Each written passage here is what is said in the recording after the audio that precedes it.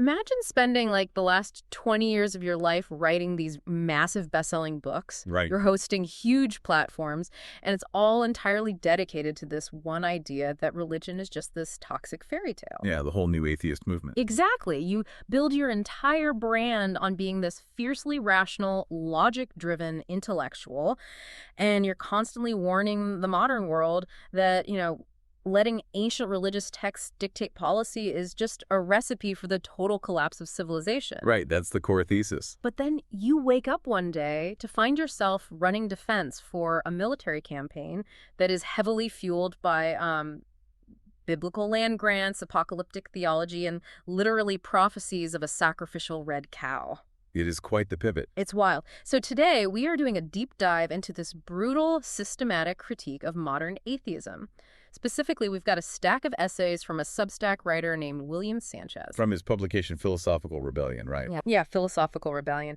And he's looking at these prominent atheist intellectuals, guys like Sam Harris and Bill Maher, and he's mapping out what he sees as just this staggering, hypocritical blind spot regarding their stances on the Middle East. So just to pause you there for a second, because we really need to lay down the tracks for this deep dive carefully. Well, of course, yeah. The source material we're unpacking today, it contains some highly charged, deeply provocative political, moral, and legal arguments regarding the Israeli-Palestinian conflict, the actions of the Israeli government, and the rhetoric of these Western intellectuals. Very heavy stuff.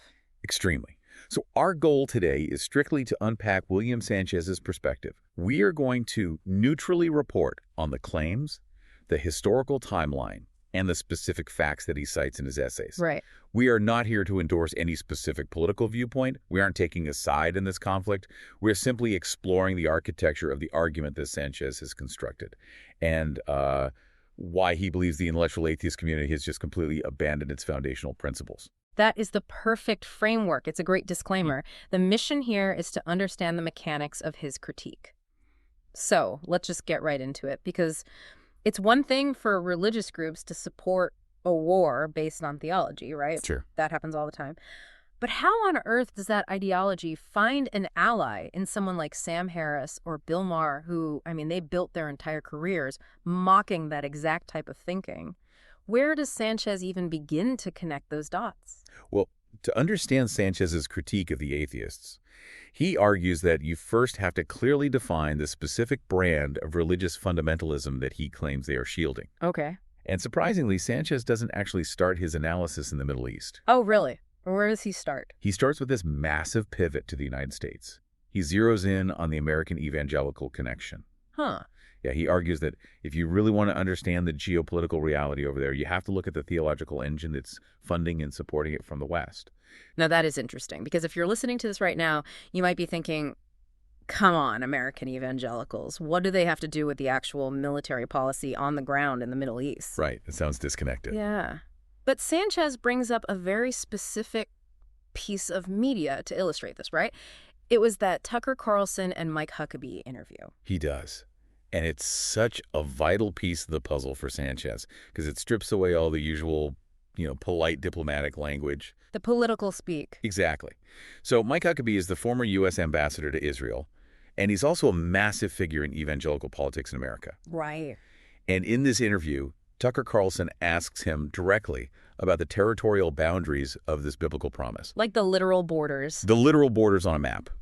Carlson asks if the original biblical deed means Israel has a right to the entire Middle East. He literally asks if that includes Jordan, Syria, Lebanon, and big parts of Saudi Arabia and Iraq. Wait, I need to stop you there because that is wild. A former U.S. ambassador is being asked if Lang country has the right to completely consume several sovereign neighboring nations based on an ancient religious text. That is exactly the question. How does Huckabee even answer that in a modern political context? His response is astonishingly direct. Huckabee simply says, it would be fine if they took it all. Wow. Yeah. And his justification, according to Sanchez's breakdown of the interview, it isn't based on security or, buffer zones or international treaties. Right, the usual geopolitical talking points. Exactly. He justifies it entirely by stating the land was given by God to Abraham Full stop. That's it. That's it. Yeah. So Sanchez points to this to show that for American evangelical Christians, their support is deeply, deeply tied to their own religious eschatology. Their end of the world theology. Right. Many in this movement believe that Jewish control of the Promised Land, and specifically a maximalist Greater Israel, is a strict theological prerequisite for the second coming of Christ. And Sanchez brings up a detail that sounds almost like, I don't know, an apocalyptic movie plot. But he points out that it is entirely real. The red heifers. Oh, the red heifers, yes. He talks about American evangelicals literally breeding and transporting unblemished sacrificial red cows from Texas to Israel. It's a perfect example of how literal this theology actually is. Explain that, because it sounds crazy. So, to understand the mechanism here, you have to look at the biblical requirements for the Third Temple. Okay. According to certain literal interpretations of biblical scripture, the Third Temple has to be rebuilt in Jerusalem to trigger the end times, the apocalypse. Right, the Book of Revelation stuff. Exactly. But to rebuild it, the priests must be ritually purified. And the only way to achieve that specific purification, according to the ancient texts, is through the ashes of a completely flawless red heifer. Flawless meaning like not a single off-color hair. Right. No blemishes, never been milked, never worn a yoke. It is incredibly rare. Mm-hmm. So you have American evangelical farmers working with religious zealots in Israel, and they are actively trying to engineer the requirements for the apocalypse based on Bronze Age texts. It's fascinating because it shifts the framing entirely. Like, they aren't lobbying Washington for billions of dollars in military aid for strategic geopolitical reasons. Right. They are doing it to fulfill a biblical prophecy. But how does Sanchez bridge this American evangelical theology with the actual Israeli leadership? Because Right. the argument usually presented in Western media, you know, the one we hear all the time, is that Israel is a secular liberal democracy fighting a purely defensive war against terrorism. Right. And Sanchez bridges that gap by pointing directly to the rhetoric of Israeli leadership itself. Right. He defines Zionism in this specific context not just as a secular nationalist movement, but fundamentally as a religious one aimed at capturing territory promised by God. Okay, so he's looking at what the leaders actually say. Exactly. He highlights a quote from Prime Minister Benjamin Netanyahu speaking to I-24 TV News. What does he say? In it, Netanyahu explicitly states that he feels he is on a historic and spiritual mission, and that he is deeply attached to the vision of a greater Israel. A spiritual mission. I mean, when a head of state uses fundamentally religious language regarding territorial ambitions, that changes the entire nature of the conflict. Completely. It is no longer about borders, it's about divine right. And Sanchez argues it gets much more specific and, frankly, much darker than that. He unpacks Netanyahu's invocation of the biblical story of Amalek. Amalek. Right, let's dig into that, because I've heard that mentioned, but I don't think most people know what it actually means. Yeah, for context, in religious tradition, the Amalekites were the ancient enemies of the Israelites. Okay. The biblical command found in the book of Samuel regarding Amalek is one of total eradication. The eradication. Total. It is a divine mandate for a scorched earth campaign where no one, not men, not women, not children, not even the livestock, is to be spared. Are you saying a modern prime minister is literally citing Bronze Age eradication commands on international television? According to Sanchez's essays, yeah. Because if you are a military commander receiving orders and your leader is invoking a biblical story where the explicit moral lesson is leave no survivors, that seems like a direct green light for unrestrained warfare. That is precisely Sanchez's argument. He argues that when a modern political leader invokes Amalek, they are tapping into a religious tradition that justifies devastating violence without any restraint. Wow. They are wrapping a modern military campaign in the untouchable armor of divine will. And this is where Sanchez pivots from ideological rhetoric to the physical reality on the ground. Right, taking it from theory to practice. Because if the conflict is openly framed by these leaders as a divine real estate transaction and a spiritual mission of eradication, how does that translate into actual policy? And he says it translates into the humanitarian crisis. Sanchez argues this theological worldview is actively dictating physical warfare. And he points to the siege order given by Israeli Defense Minister Yoav Gallant in October 2023. That was a pivotal moment. Yeah. Gallant declared a complete siege. He stated there would be no electricity, no food, no water, no fuel allowed into the territory. And the language he used was just chilling. He referred to the people they were fighting as human animals. Sanchez argues this isn't just tough political talk for a domestic audience, you know. It was the literal implementation of a starvation campaign. Right, it was an operational directive. Yes. And to illustrate what that actually means, rather than just using abstract statistics about caloric deficits, Sanchez brings in testimony from the World Food Program. The WFP. Right. He quotes WFP Director Cindy McCain. And her description of the biological reality of this siege is just harrowing. Yeah, I remember reading this part. She describes children and adults wasting into the size of a skeleton before they die from prolonged hunger. It's awful. And she talks about the agonizing reality for aid workers on the ground. They are put in this impossible position where they have to make the decision to take food away from people who are merely hungry just to give it to people who are actively starving to death. That is the physical reality Sanchez is asking his readers to confront. Okay, let's unpack this. Because structurally, Sanchez doesn't just rely on the emotional weight of McCain's testimony. No, he doesn't. He knows that emotional appeals can be easily dismissed by highly rational, analytical thinkers like Harris and Maher. They'll just say, you know, war is hell, it's tragic, but it's necessary. Right, the collateral damage argument. Exactly. So he anchors the suffering to a massive global legal consensus regarding what that suffering actually constitutes under international law. This is a crucial pivot in his essay. He points out that we aren't just looking at the tragic collateral damage of a standard war. We're looking at a system that has been evaluated by the highest legal and human rights bodies on the planet. So who exactly is he citing here? He meticulously lists the organizations that have investigated the situation.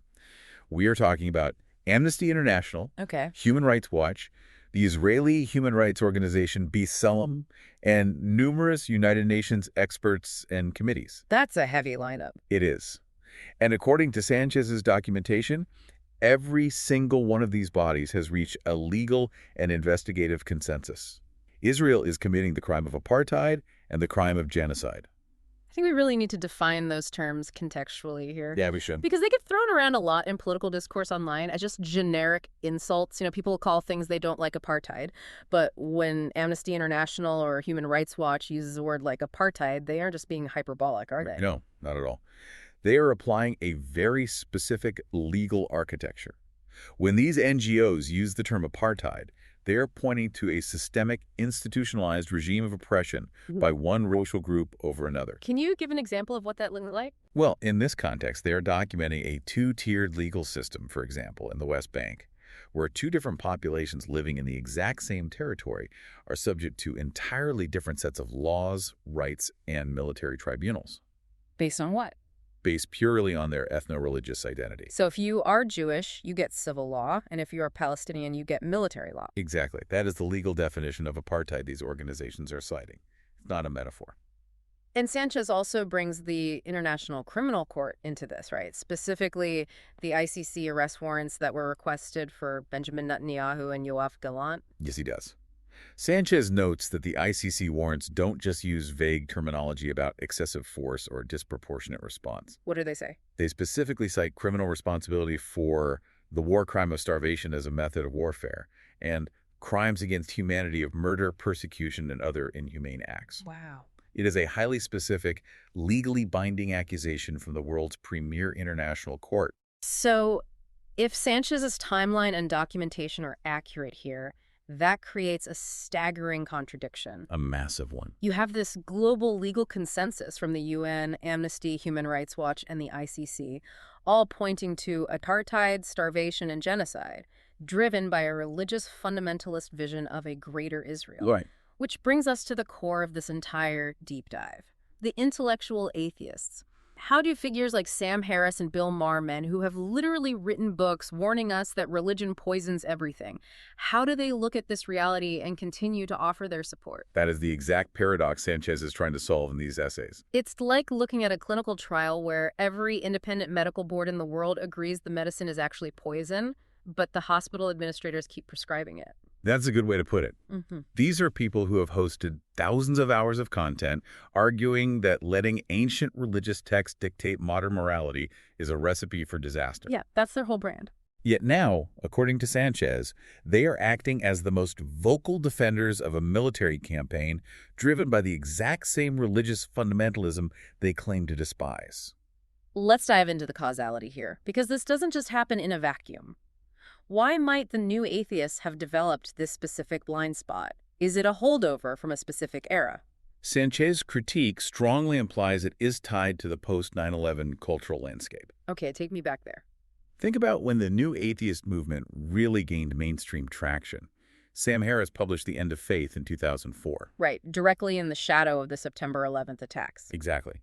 The movement's primary, almost obsessive focus for 2 decades has been Islamic fundamentalism. They built their entire intellectual framework around fighting that specific threat. It's almost like an immunological blind spot. How do you mean? Like, these atheists built an incredibly strong intellectual immune system to fight off one specific virus, Islamic extremism. But because this new strain of religious fundamentalism, Jewish and Christian Zionism, is wrapped in the language of Western secular defense, and because it actively opposes the Islamic groups they've been fighting for 20 years, their intellectual immune system doesn't even recognize it as a threat.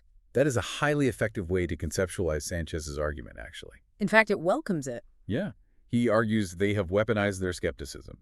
They ruthlessly vilify Islamic fundamentalists, painting them as violent barbarians with no rational or historical grievances. Right. But simultaneously, they treat Jewish and Christian fundamentalists who are actively driving a military campaign that the ICC calls a war crime as the defenders of modern civilization. It's a double standard. A massive one.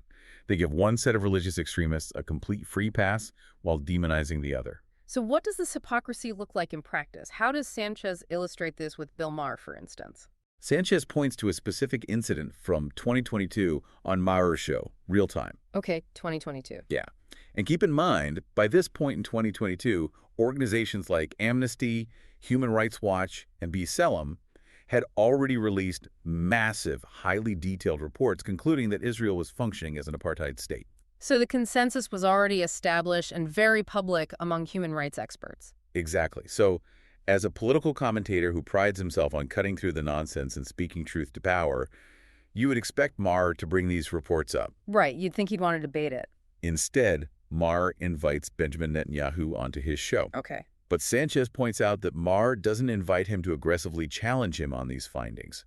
He platforms Netanyahu specifically to allow him to deny that the apartheid exists. Just a free pass to deny it. And Maher offers zero pushback.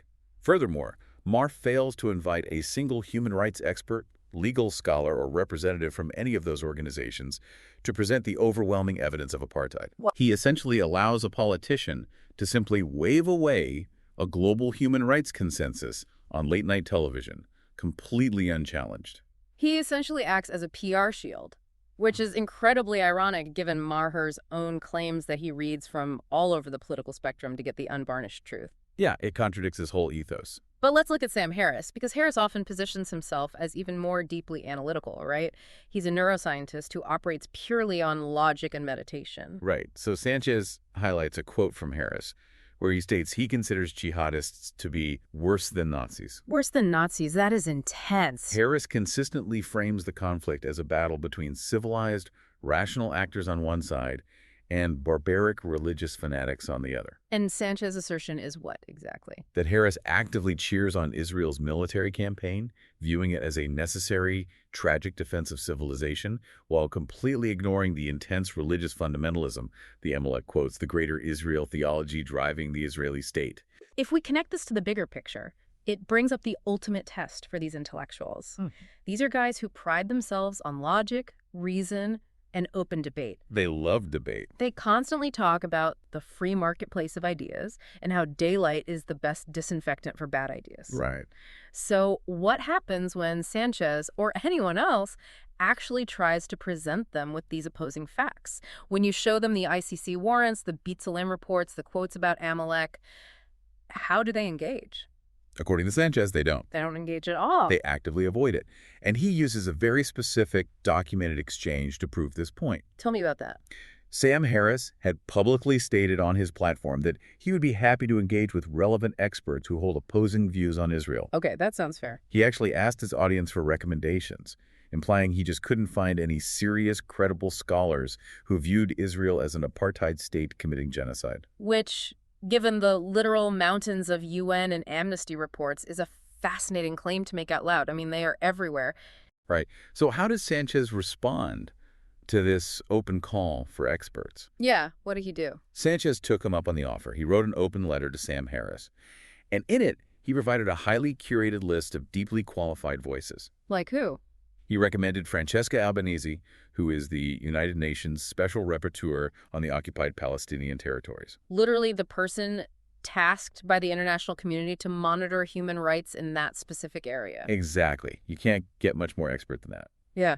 He also recommended prominent journalists like Ryan Grimm and Jeremy Scahill, who have been doing intense, on-the-ground investigative reporting. So he gave Harris exactly what he asked for. Top-tier, credible experts who could thoroughly debate the opposing view with hard data. And how did the great champion of logic and open debate respond to receiving a list of top-tier global experts? He backtracked entirely. You're kidding. Nope.